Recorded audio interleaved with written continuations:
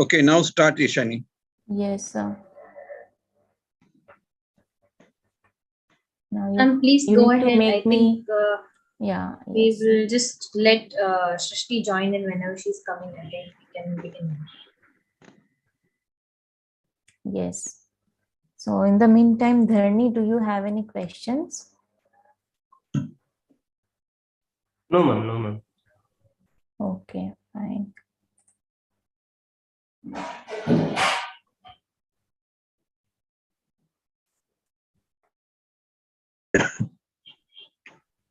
Hello, Dharani Dharan. Yes, sir. Yes, sir. Good evening. Good evening, sir. May I ask you one question, basic question? Yes, sir. What is the difference between psychometrics and applied psychometrics? Psychometrics, it deals with the characteristics of the test and how it is constructed and the validity and all. Applied psychometrics, it is basically the application of the test on the participants. Can you give any example? While constructing a test, we have to look into the questions, the validity of the test, and the theoretical background of the test. For example, Beck's depression scale. While construction and of the test, we look into the validity and what each question is trying to convey. Those areas and all are dealt in psychometrics. Whereas in the application part, the measurements, administration of the test to the participant in a clinical setting, in that background is dealt by the applied psychometrics. Yeah, because the test theories, item analysis, test construction theory, testing theory, all these are discussed in psychometrics. Okay, that is the general purpose, general. Okay, for example, what is the item difficulty? Okay, and for example, item difficulty. Okay, now when you are interpreting the item difficulty based upon the context. For example, you have created one questionnaire, okay, for the achievement test, academic achievement test, for example. Okay, so their item difficulty you are assessing based upon some item construction theory. Okay. Okay, but when you are explaining the item difficulty in the context of academic achievement, then it becomes applied psychometrics, number one. Number two, when you are trying to design the achievement test in case of the industry, for example, in dealing with the assessment center, okay, there you are also developing some test for action research. Then it will be applied psychometrics. Okay. Same principle can be applied. I have applied the same principle in case of the effect of training on the knowledge and the performance. Okay. And I designed the questionnaire based upon the same principle of academic achievement, but that is related to the knowledge aspect. Okay. So always you think that is applied psychometrics, basically the problem solving. Problem solving. Another example is the differential validity. Madam will discuss about it later on, but I don't want to discuss much because the class will be disturbed otherwise. Okay, sir. Okay. Thank you, sir, for coming in. Yes, sir. Thank you, sir, for coming in and Thank you so much, enlightening sir. us. Ma'am, please go ahead, ma'am. Yeah, so we will finish that measurement scales today.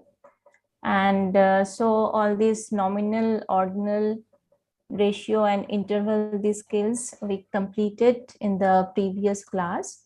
These are certain other techniques which is similar in those lines. So we started with paired comparison and other scales, rank order scales.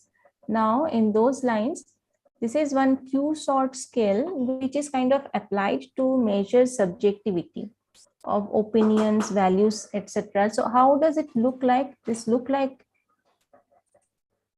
this thing.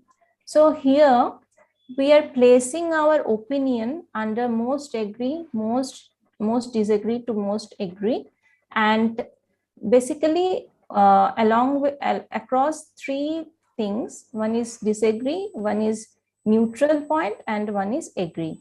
So here you can see that most of the focus is given in the neutral point. Why? Because we want to build some consensus. And when this is needed, suppose we are trying to form some policy, some organizational policy or some policy at a government level. At that time, I want to know what is the opinion or value or beliefs of people, or how they feel about certain aspects, and what is the consensus, like most of the people, what they're thinking.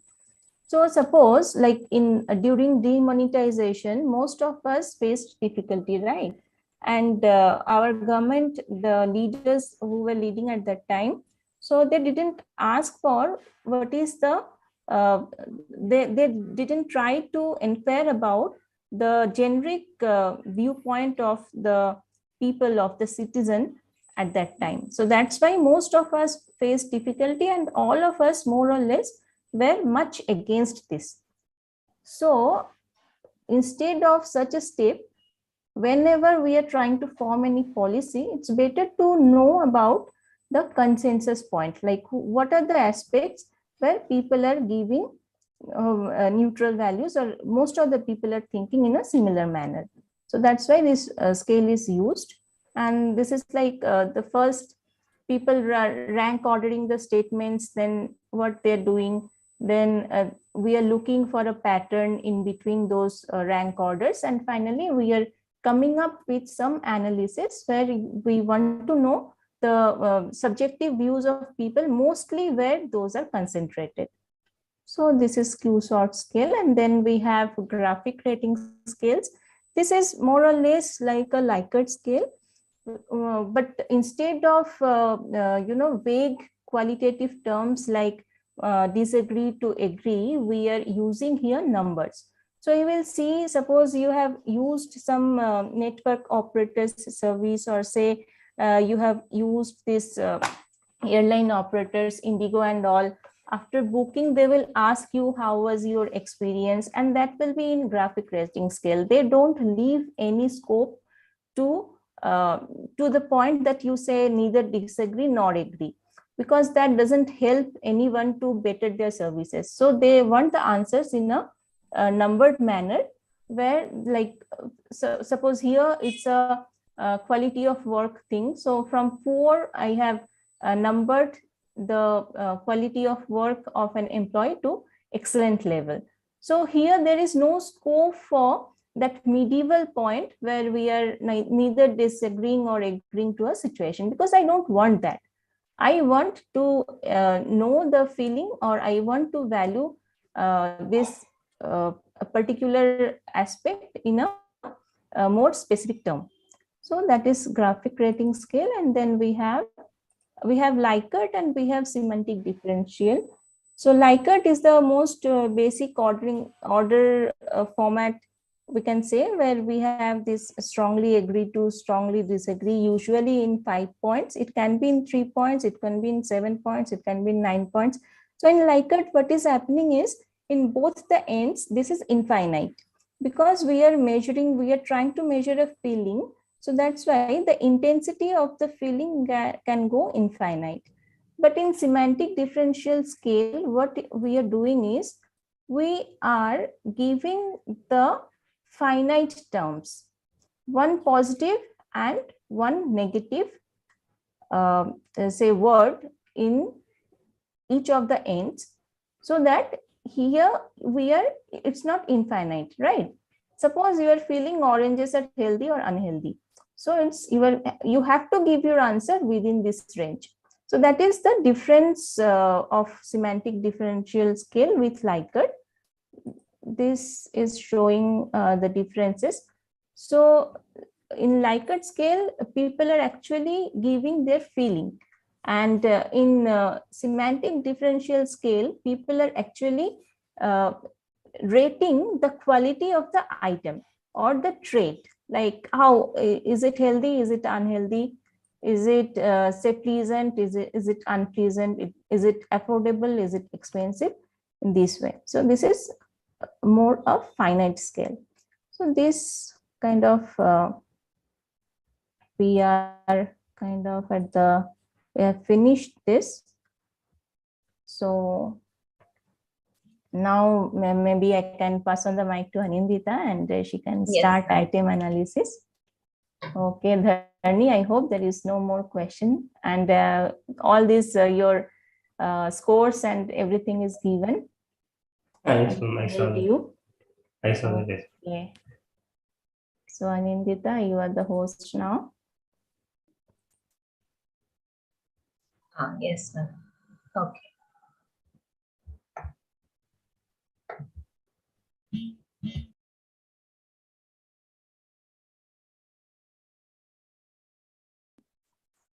Let me just share my screen. Just give me a moment while I share it.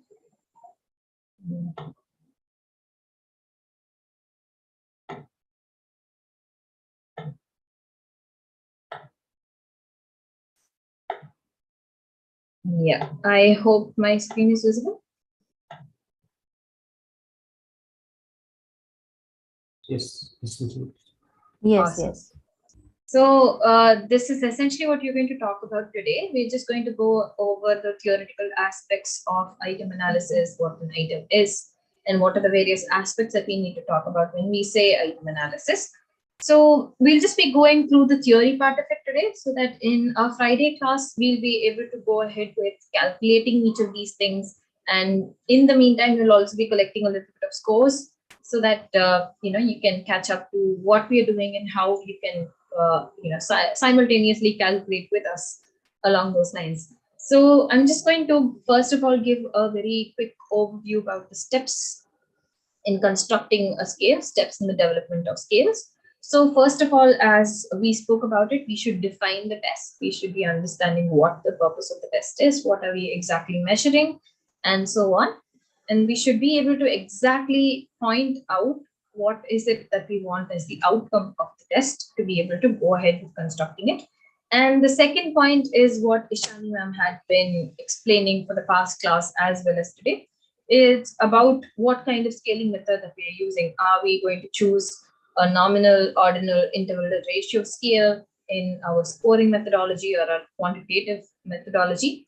Or are we choosing the various ways of constructing a scale, like expert ranking, method of equal appearance intervals, the method of absolute scaling, Likert scale, Gutman scale, so on. Right? So this is the second step. We just need to choose on which kind of rating scale or which kind of scaling method we're going to use. Once we are done with understanding what kind of scaling method we are going to use based on the variables that we've chosen, the next step is going to be about constructing the item. So we're going to first of all get an understanding about what kind of item content to write and how to go about writing those content based on the scaling method. And then once we're done constructing the items, the next step is to test these items. So what we do is we administer these items that we've constructed to a sample through a pilot test, and we will understand through various statistical procedures like item analysis, reliability, and validity to see whether these items are actually useful or whether we need to do some modifications or whether we need to reject bad items. Right? So this is one thing we'll do. After testing these items, we'll get an idea of what are the good items that are left, what are the items that we rejected, things that can be modified, and so on. So we will revise the test. That will be our next step. So while revising the test, we'll again go back to constructing the items if need be. If the number of items that we have is not sufficient to measure the particular variable that we want to measure, then we'll go back to constructing the items and again go through the process of testing the items and revising the test again to ensure that it is proper. Once we are satisfied with the level of reliability and validity that our test has, then we'll go on to the last step, which is the publishing of the test. So this is where we'll actually put out the test to a journal or an article or a conference and so on, and get the test out there so that it can be used by other researchers. I hope this makes sense, Daniel. Yes. Awesome. So moving on to the testing the items part here. So we've been talking about selecting the scaling method. So we're just going to have a little bit of brief about constructing the items and then moving on to the testing the items. So when we say constructing the items, the first thing we need to talk about is what is an item, right? So item is nothing but a single task or a question that usually cannot be broken down into any smaller units. So it is the basic unit of what makes a test.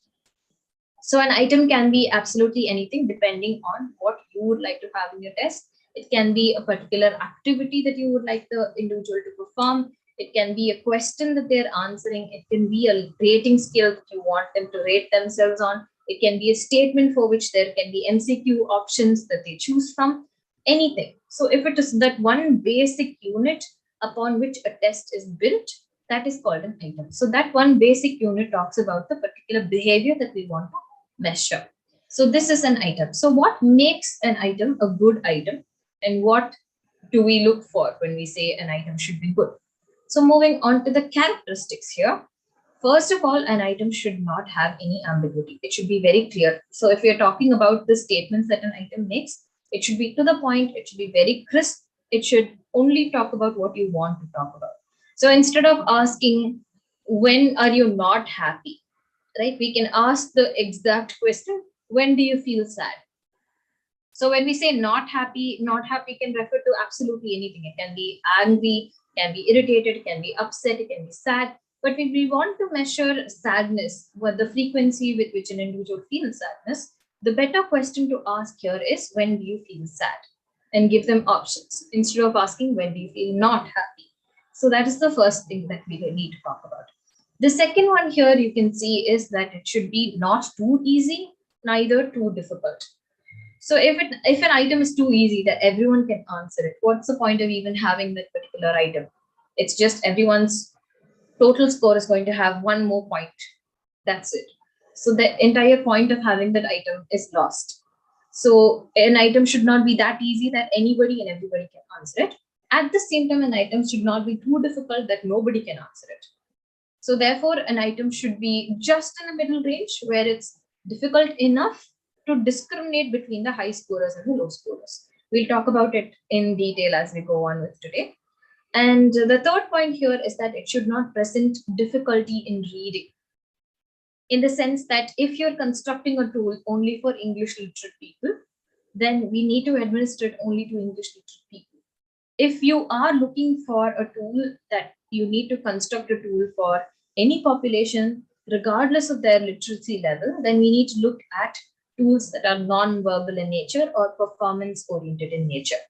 So if that is the case, we should not be giving the wrong kind of tool to the wrong kind of people. So we should not give an English tool to somebody who does not even understand English language. So that's something we need to ensure. So based on what kind of variable you're choosing and which is your target population, we need to ensure that our tool fits right for our target population. And the next point here talks about the discriminative nature of a tool. So when we say discriminative, it just talks about what do you find as the difference between high scorers and low scorers? Does this tool give you an explanation of who is likely to score high and who's likely to score low in your particular variable? If it does, then well and good. That's how a test is supposed to be. Because if a test is just going to give you a vague middle value for everybody in the group, then you're not going to be able to understand whether somebody has this particular behavior or not, what makes somebody prone to having this behavior, and what makes somebody avoid this particular behavior. We're not going to get any understanding out of that. So therefore, your tool must be discriminative in nature. And the last one, it should not encourage guessing. So as the word says, guessing is where you just take a shot at what the answer might be. Is there any idea on what this particular guessing might introduce into your responses or your data? Maybe it will become bias. Exactly. So it introduces a lot of bias and it introduces a lot of error into our data.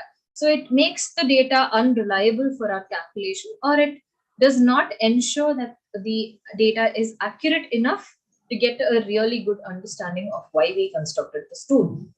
So therefore, as a construction, it should not encourage guessing as a part of it. So it must be easily understandable by our subjects. It should be where it is, crisp and clear. There is no confusion. So it all feeds into each other when we talk about these points. I hope that makes sense. Yeah. Awesome. So moving on to the item content. The item content can be developed through two methodologies. One can be direct observation, and the other one can be indirect observation. So when we say direct observation, it is essentially the same thing, right? So it is self-explanatory in the sense that you observe a behavior and then you create item content based on it. For example, the very first tools that were developed towards certain behavioral aspects or personality traits were developed based on direct observation. We used to directly observe these people performing their usual deeds in their natural habitat. And we just made a note of what are the distinctive behaviors that we notice. And that's how we started understanding what are the various different traits that you can notice in people. So direct observation is one way in which you can gather content for your items. The second way is your indirect observation. So a very classic example for this can be how we derive clinical tools and clinical items from our DSM-5 criteria or the ICD-11 criteria. Because there is an already existing account or a report of what behavior is expected for a person with a particular disorder, we use that account as the basis for creating the items. Does that make sense? Yes. Awesome. Can we move on? Yeah, sure. Yeah, awesome. So this is what we talked about when we said the item constructing part of it. Now moving on to the testing the items, the first thing we need to talk about is item analysis, because before we move on to any part of reliability and validity, we need to understand whether our items are good enough to even subject it to a reliability test or a validity test. So what we need to understand is item analysis. So what is this item analysis? It is nothing but the statistical method used for selecting items for including in a psychological test. It is a statistical method that will give us an idea on which particular item out of the list that you've created is good enough to be included into our test, right? So when we talk about this particular item analysis, especially, we are going to talk about two major indices that are going to be discussed later as we move further in today's course. So when we say the purpose of item analysis, it is to essentially form a homogeneous discriminating scale. Can you tell me what homogeneous is? The characteristics should be same for all the all the items involved. Exactly. So there's another aspect where homogeneous nature can come into play when we say item analysis, right? So our items need to measure only one particular variable that we wanted to measure. So therefore, the homogeneity also comes into it when we talk about the factors that we're measuring. So one tool should have a homogeneous factor that we're measuring. So therefore, that is going to give us higher accuracy towards what we're trying to measure and the variable that we're trying to measure. And the second part of it, we already talked about it, a discriminative scale. If we don't have a scale that is going to give us an idea of what is the difference between a high scorer and a low scorer, the entire point of constructing a scale is lost. So therefore, this is also something that we will be focusing on. So moving on to the indices, the major two things that we need to talk about when we say item analysis. The first one is item difficulty. Item difficulty is nothing but the proportion of complete sample who put in the keyed response. So can you take a wild guess about what we mean by the keyed response here? What do you think it means? The response of the participants. Okay, the response of the participants, all right. But why do we use the word keyed in front of the response? Specific response that we intended to get. Exactly. Awesome answer. Thank you so much. So when we say keyed response, it is nothing but the right answers that we're looking for. So if we have an intelligence test or an ability test, we will usually have one right answer for each question. So if an individual is able to get that particular answer right, it means that they've entered the keyed response. But when we say keyed response for personality inventories, or let's say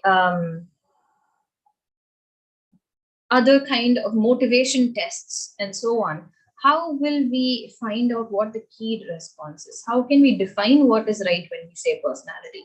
There's nothing called right and wrong when we say personality. So how do we define the keyed response in a personality inventory? What is your thoughts? Maybe we can take the maximum number of responses that participants give and zero down on that options. That would give us an answer towards an extent, but when we say maximum number of answers, it's just going to give us a typical understanding of it. It's not essentially going to give us the understanding of the variable, is it?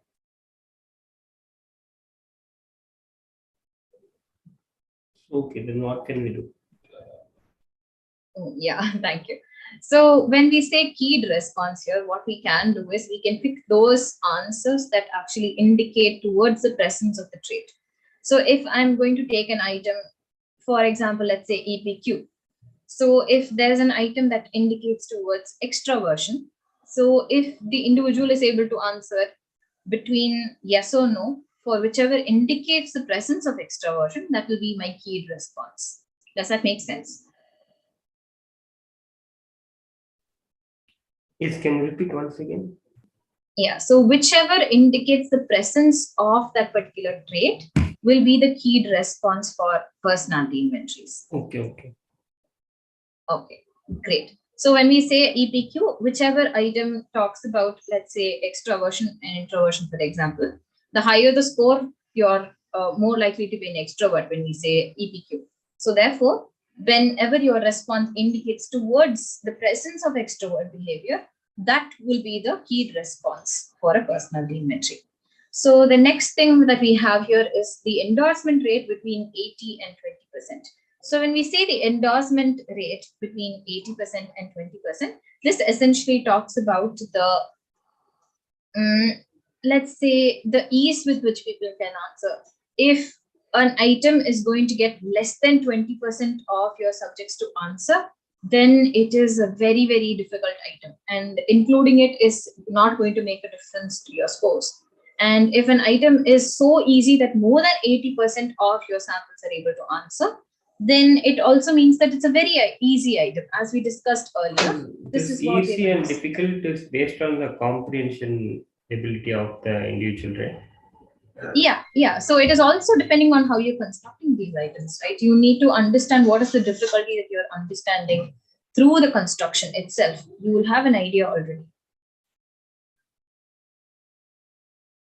Okay. Thank you. So therefore, this is what we mean by that. So the number of people that you're getting as answering through the keyed response is what we're going to see as the endorsement rate.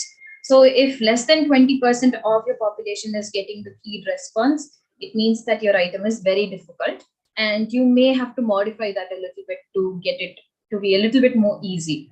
And if more than 80% of your population is able to get these answers, these keyed responses right, then it might indicate that your item is a little too easy, that you need to make it a little bit difficult so that we can get somewhere between 80 and 20%. So what we're essentially looking for, is that we get it to this pink area, which talks about the maximum level of contribution of the keyed responses that will give us the discrimination as well.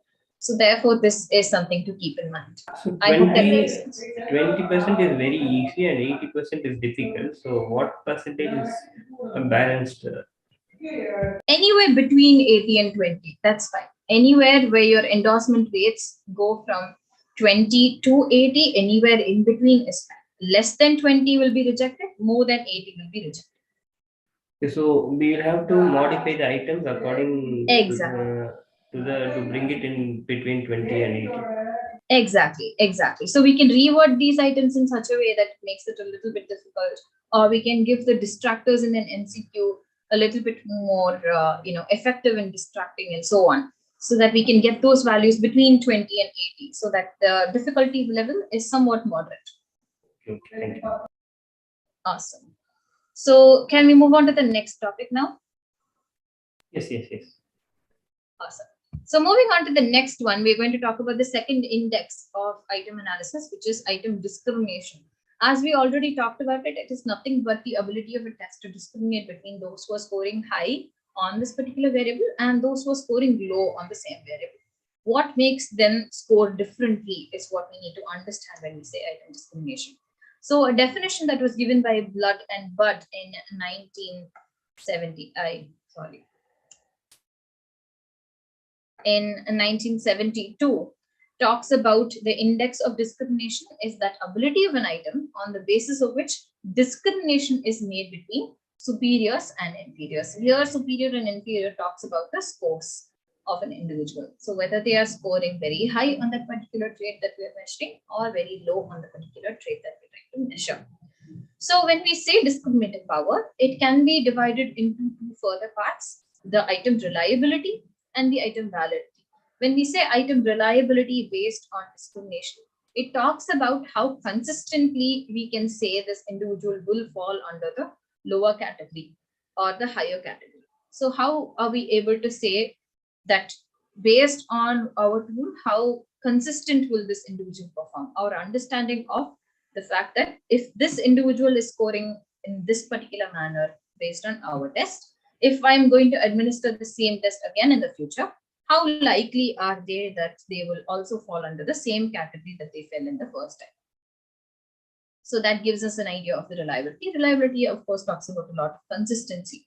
So how likely are they to form under the same category based on their high and their low scores is item reliability. When we say that is, if a person scores low on a particular item for when testing for the first time, and if the test is again done to the same person, he will have to again score low on the same item. Yeah, exactly.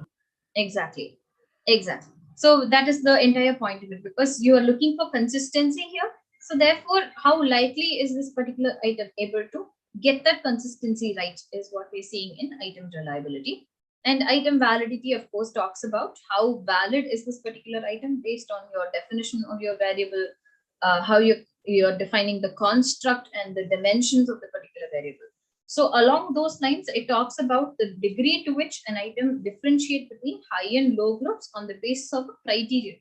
So what are the particular behaviors that we can say that differentiates between high and the low groups is what we're seeing when we say item validity. So that based on the definition itself and based on the characteristics associated with the high and low groups, if we are able to differentiate, that becomes your item validity. Does that make sense? Yes. Awesome. So moving on to the next part.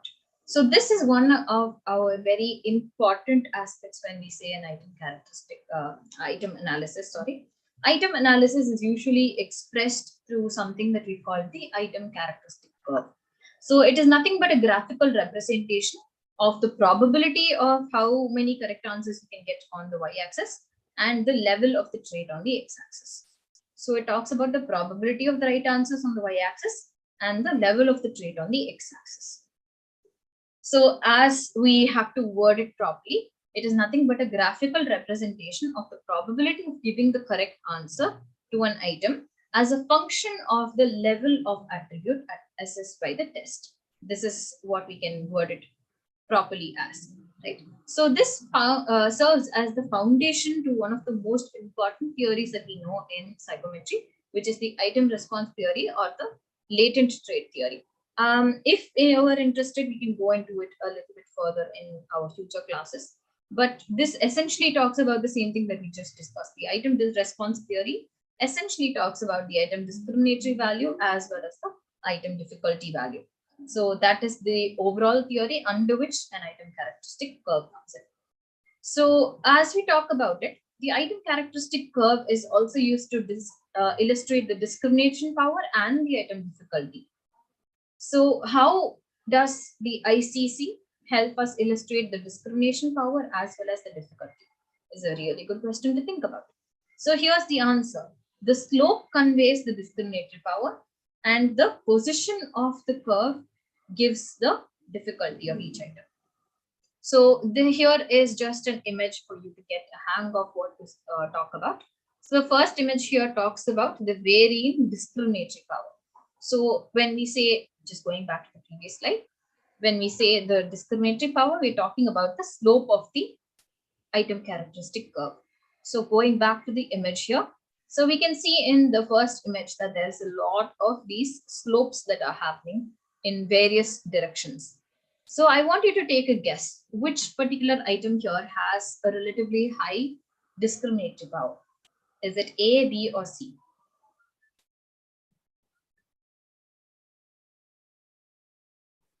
A. Okay, what makes you say A? A has graphically grown, whereas C, in contrast, it has fallen down. Of course, you can have your discrimination going both ways, definitely. But what we can see as the disadvantage to C is this little bump here, right? So it is not exactly 100% discriminating. It's a little bit here and there. But what's happening with B? Is B effectively discriminating? I think yes. Yes. How do you say that? How is the slope for B? It is more. It is quite similar to A, but it is the slope is little short. Exactly. Exactly. So the slope is a little bit flatter in the center, and as it goes down, it's a little bit lesser. And as it goes up, also, it's a little okay. It does not really improve much. So when you look at A, there's a very steep slope, but that's not the case with B. So therefore, your answer is correct. A is the most discriminating item when we say this particular image, right? So it is because we are able to clearly say those who are low on the test trait, which is on the x-axis, if those who are low on the test trait have a lower probability of answering that particular item. And as we move across the test trait, across the x-axis, we can also see that the probability also increases. So therefore, there's a clear distinction between those who are actually scoring right and those who are actually having this particular trait. So only those who have this trait are able to score high. So therefore, the discriminatory power of A is very much high. So now moving on to the second image here, we have all the three lines with the same slope. So what is the difference that we are seeing here across these three lines?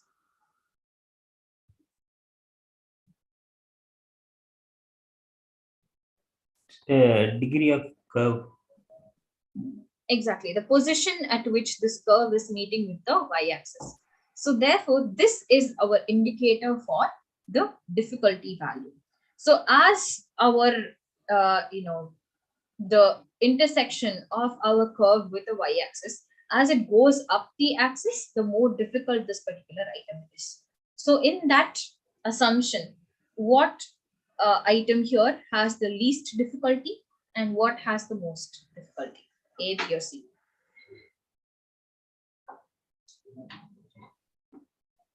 Least difficulty, I think it is C, and most difficult is A.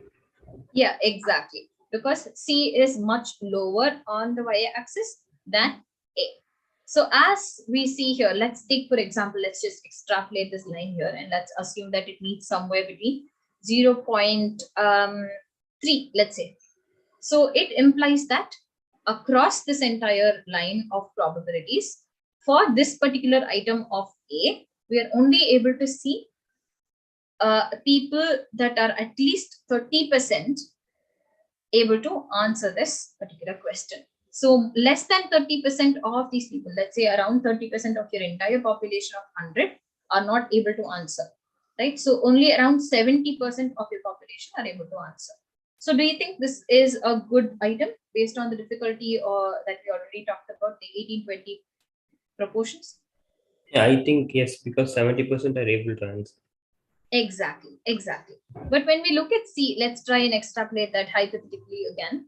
This is, let's say, coming less than 0.1 here. So let's say it's 0.08 or something.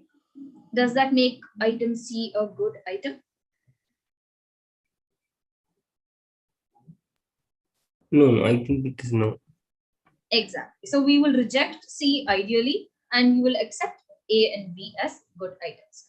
So this is just an overview about the item characteristic curve. So just to look back on it and summarize it very, very quickly. So we now know what the overall steps in development of scale is. We define the test, we select a scaling method, we go through the construction of the items through developing the item content. We test the items based on item analysis, reliability, and validity. And we revise the test. Once we're satisfied with the revision, then we finally publish the test. So we talked about what an item is and the characteristics of a good item. We also talked about item content, the two ways to derive at item content, which is direct observation and indirect observation. And then we also talked about item analysis, what an item analysis is and where we use item analysis. And the aim of item analysis as well is to form a homogeneous and a discriminating scale. And we also looked at the two indices of item analysis, which is item difficulty, which talks about how much of the proportion of your population is able to get the right answer. And we talked about the item discrimination, which talks about the difference that we are able to get based on the low scorers and the high scorers, how much this item is able to differentiate between low scorers and high scorers. And we talked about the item characteristic curve and the characteristics of the item characteristic curve and how we can predict using the ICC, the difficulty value and the discriminatory index. I hope that made sense to you. Any doubts in this? Okay, but one doubt, how do we choose whether it is a Likert scale or is it based on the population that we are going to administer and also based on the items that we form? Yeah, it is based on both of it. It's based on the variable that you would like to measure and what kind of output that you like from your scale and what kind of population you'd like to measure. So as we just gave an example about it, if you want to pick out literate population, if you want to pick out a particular niche population, let's say IT, industry workers, and so on, you can absolutely use tools that have English-oriented, corporate culture and incorporate into it. But when we say things like illiterate and cross-cultural items, cross-cultural scales, like the Raven's progressive matrices, the ideal way is to go about it as a non-verbal test because we should not be able to get that entire literacy as a factor that will give in bias into our responses. So that's something we can definitely keep in mind. But just going back to the first slide so that we can just get an idea of the various scales here. Depending on the variable that you're choosing and depending on how detailed you want to measure the variable, you can choose any of these methods of construction.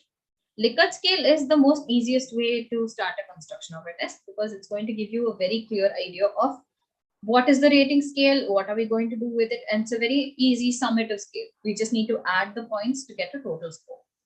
But the rest of it all requires a little bit of nuanced understanding. That's all. Okay, thank you. Awesome. I think I am done with what I had in mind for today, and we have 10 minutes left. Ishani ma'am, do you have anything else to add on to this? No, Anindita, maybe we can just close the class today and next class is quite important, and we will start our practicum. So Yes, Srishti, I am a little worried of, because she's missed last both class the as well as classes, today, and yeah. we need to keep records, like whosoever is attending, who is not attending. So we need to encourage her for the next class. Of course. And that's it. I think, Animita, we can close it today. Sure, ma'am. So just a pointer towards the assignment that will be assigned tonight or maybe tomorrow morning. I am going to share a scale where you just need to administer to maybe 5 or 6 people that you have near you. I would say 6 is a good number. So if you can administer to around 6 people around you, anybody, everybody. Yeah, family, friends. Yeah, I just need some scores so that we can go ahead with manipulating those numbers to see what we can do with it statistically. Is that possible for you, Dharani?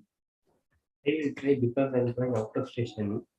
I don't know how far it is feasible, but I will try. Yeah, just 6 people is enough. Just randomly, any 6 people that you can find is enough. Okay, I'll try. Yeah, awesome. So that's something that I'm looking forward to, because we're going to apply a little bit of formula. We're going to take the help of our beloved Microsoft Excel to do the calculations, not doing it ourselves at any point in time. So that's something. That's what. Okay. Nice talking to you today, Dharni. I hope that we make more sense as we go through this. Sure. Sir, I think we can close the meet, sir. Can I close it?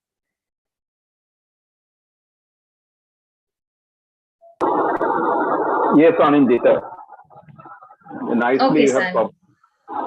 Thank you so much, sir. And when you are talking about the item difficulty, your item characteristics curve, Yes, I am sir. following. Actually, that type of work I have done. Mm-hmm. It was published in the psychological studies. So how to Awesome, sir. reduce the number of items. So that is the very challenging one. Absolutely, I sir. have response theory, but that is very high level. So Of course. instead of whatever the method you have discussed, very nice. And A, B, C, and your student can follow it. That is Sure, good. sir. Sure, That sir. is good. Yes, sir. Thank you so much, sir. Thank you. Good night, all of you. Thank you. Okay, good night.